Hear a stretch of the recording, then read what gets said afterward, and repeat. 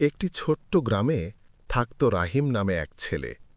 একদিন স্কুল থেকে বাড়ি ফেরার পথে সে রাস্তার পাশে একটি মানিব্যাগ পেল।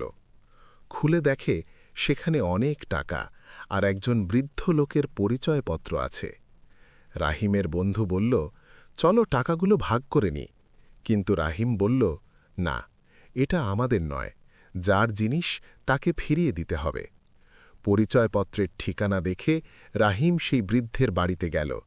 মানিব্যাগ পেয়ে বৃদ্ধ খুব খুশি হয়ে বললেন, বাবা, তুমি চাইলে এই টাকা রেখে দিতে পারতে, কিন্তু তুমি তা করনি। রাহিম হাসি মুখে বলল, অন্যের জিনিস নিজের কাছে রাখা ঠিক নয়। সত্য আর সততাই সবচেয়ে বড় সম্পদ।